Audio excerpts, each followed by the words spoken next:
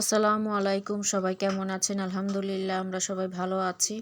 তো আসরের আজান দিয়ে দিয়েছে, মেয়েদেরকে ঘুম পাড়িয়ে রেখে আমি এসেছি যে মুরগিগুলো আটকে দিলাম, আর কাপড় নিতে এসেছি। মুরগি আটকে রেখে কাপড় নিয়ে তারপর চলে যাব নিচে, আপনাদের সাথে শেয়ার করতে এসেছি। আমাদের গাছে ধুন্দুল হয়েছে, মাশাআল্লাহ বলবেন দেখে। 2টা ধুন্দুল হয়েছে আর 2টা নষ্ট হয়ে গেছে। এই দেখেন, একটু কাছে থেকে শেয়ার করে দেখাই আপনাদেরকে।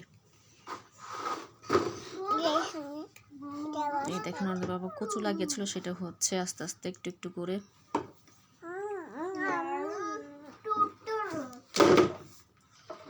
নিচে যে তাড়াতাড়ি চলে যাব, মেয়েদেরকে বাহির থেকে আটকে রেখে এসেছি, কারণ কি ওরা ঘুমিয়ে আছে, এজন্য।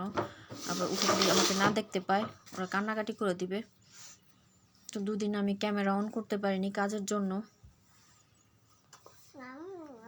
লেবুর এত দাম বেড়েছে, দেখেন আমাদের গাছে অনেক ফুল এসেছে, লেবু এসেছে,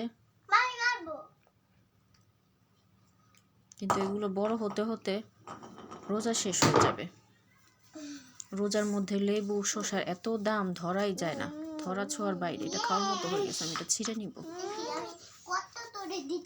আসলে বাংলাদেশটা এরকম, অন্য সব দেশে দেখা যায় যে সব জিনিসের দাম কমিয়ে দেয়, কিন্তু আমাদের বাংলাদেশে সব জিনিসের দাম বাড়িয়ে দেয়।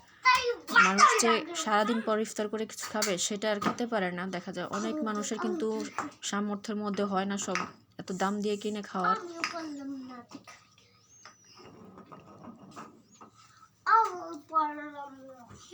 আমাদের বাংলাদেশটা আসলে কেমন যেন একটা দেশ। মুরগিতে ডিম পেড়েছে, প্রতিদিন ডিম পারে না। যদি প্রতিদিন ডিম পারতো তাহলে দেখা যায় রোজার মধ্যেও আমরা একটু খেতে পারতাম, ওদেরকে তো দিই, আমরা একটু খেতে পারতাম। আজকে যে চাদরটা তো সব ধুয়ে দিয়েছি, প্রতিদিন কাপড় ধোয়া লাগে, হয়তো বা ওদের নয়তো বাবার কাপড় ধোয়া লাগে। আজকে যে কাপড়গুলো ছিল সব কিছুই ধুয়ে ফেলছি। আবার মেয়েকে নিয়ে মাদ্রাসা যায়, আমার বোরকা টোরকা দেখা যায় 2-1 দিন পরলে ময়লা হয়ে যায়। এগুলো সব ধুয়ে দিয়েছি আমি।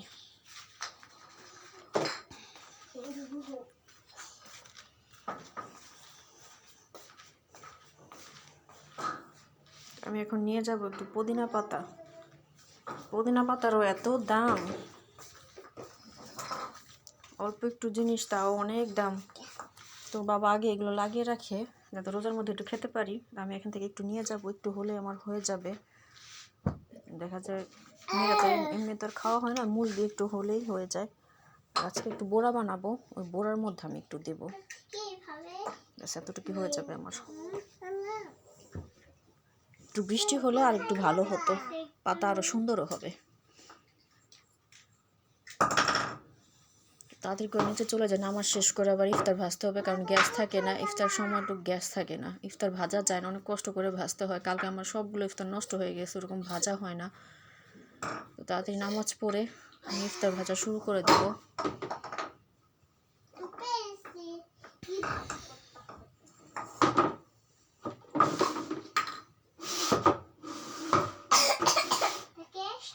এখন ছাদের থেকে বিদায় নিয়ে যাই। আজকে ছাদে এই পর্যন্তই।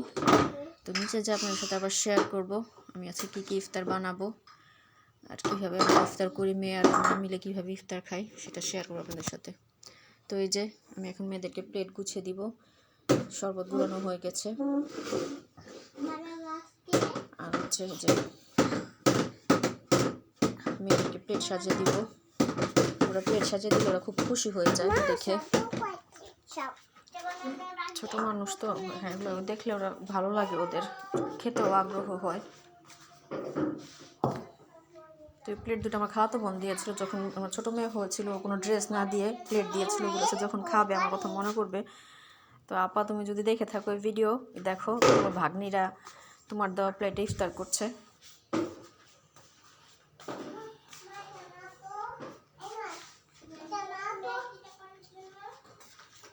যে বড় মেয়ে উঠে গেছে ঘুম থেকে, আমার ইফতার ভাজাও শেষ আর বড় মেয়ে উঠে গেছে। এখন আমি সব এনে এখন সব গুছাবো, মানে ইফতার একটু পরে দিব, কারণ যেহেতু আর একটু সময় বাকি আছে।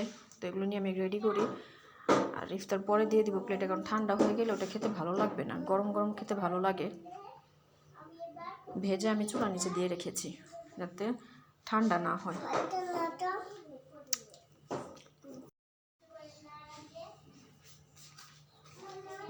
ছোলা গরম করেছি, অল্প একটু ছোলা নিয়েছি, কারণ আমি তেমন একটা খাই না। ওই বড় মেয়েটা একটু খায়, আর ছোটো মেয়েটা অল্প একটু যদি মনে চায় ওর একটু খায়, তো বড় মেয়েটাই খায়।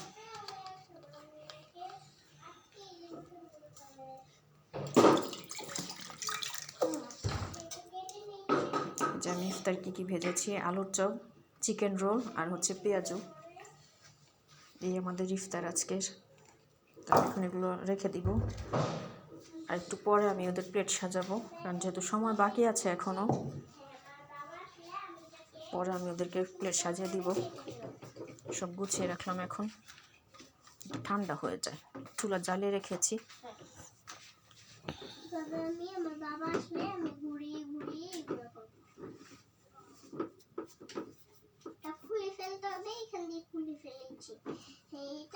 ওই যে মেয়েদের জন্য কোনো কাজ করে শান্তি পাওয়া যায় না, একবার গুছিয়ে রাখে আবার দেখা যায় এলোমেলো করে ফেলে সব। তো বারে বারে এক কাজ আমাকে করতে হয়, সারাদিন এইভাবে কাজ করতে করতে সময় পার হয়ে যায় আমার। কখন যে সময় চলে যায় নিজেও বুঝতে পারি না। মেয়েদের জন্য ভাত রান্না করেছি, ওইটা আছে এখনো। চিন্তা করতেছি ভাত দিয়ে মুড়ি দিয়ে খাবো, আমাদের বাসায় এরকম খায়, ভাত দিয়ে মুড়ি দিয়ে ভর্তা দিয়ে। আর আমাদের বাসার একটা নিয়ম কি, যে সবাই একসাথে মুড়ি মেখে তারপরে খায়। ওর বাবা একটু ধনিয়া পাতার ভর্তা বানাতে বলেছিল, সেটা একটু বানিয়ে দিয়েছি। অল্প একটু ধনিয়া পাতা ছিল, ওটা দিয়ে একটু বানিয়েছি।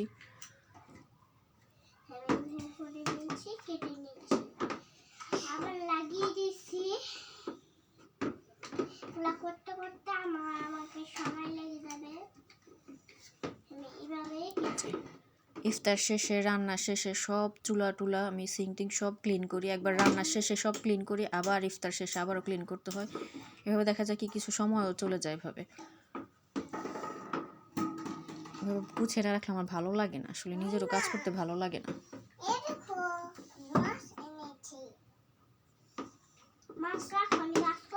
দুটো বাচ্চা নিয়ে সময় কীভাবে পার হয়ে যায় নিজেও বুঝি না। সারাদিন একটু রেস্ট নিতে পারি না, যে ছোটো মেয়ে উঠে গেছে, কান্না করতেছে। এই যে ওদের ইফতার সাজিয়ে দিয়েছি, ওরা খাওয়া শুরু করে দিয়েছে। ছোট মেয়েটা কান্না করতেছিল, জন্য ওদেরকে ইফতার দিয়ে দিয়েছি।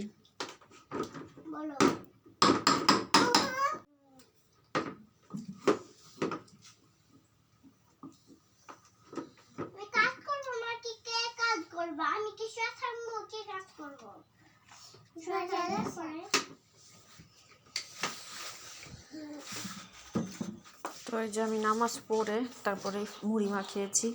আমি আজান দিলে খেজুর আর একটু আলুর চপ খেয়ে, বা একটু যাই হোক ভাজা পোড়া অল্প একটু খেয়ে তারপর আমি নামাজে যাই। তারপর নামাজ পড়ে আমি বসে খাই, মুড়ি টুড়ি যাই হোক খাই আমি সেটা পরে। কারণ আমার খেয়ে তারপর নামাজ পড়তে আমার ভালো লাগে না, এটা আমার আগে থেকে অভ্যাসে যে মুড়ি মাখিয়েছি। এখন আমার মেয়ে বলতেছে আমা আমাকে একটু মুড়ি দাও, খাবো।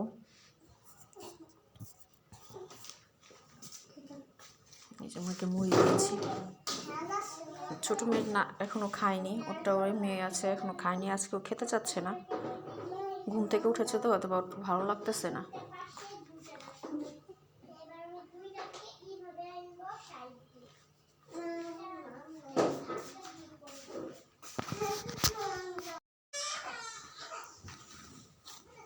তো আমি এখন একটু ভর্তা দিয়ে মুড়ি দিয়ে খাবো। চেয়েছিলাম ভাত দিয়ে খাবো, কিন্তু এখন আর ভাত খাবো না, খেতে ইচ্ছে করছে না। তো এখন মুড়ি দিয়ে একটু ভর্তা দিয়ে খাবো।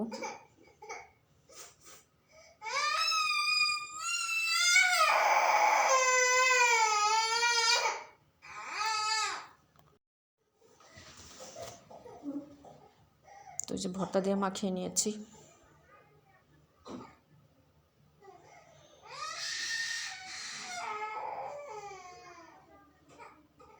এখন আমি একটু চা বসিয়ে দিয়ে আসবো, তারপর হচ্ছে খাবো। সারাদিন পর একটু চা না খেলে আমার ভালো লাগে না। তো আমার ভাগ্নি কালকে ফোন দিয়ে বলতেছে যে ইফতারের পরে চা খাওয়াটা খুব মিস করি, বাসায় এখন খেতে চাচ্ছি না। তোমাদের বাসায় থাকলে বা তুমি যদি এখানে থাকতে চাটা খেতে পারতাম, এখন চা খেতে পারতেছি না। আসলে ও আমার মতো হয়েছে।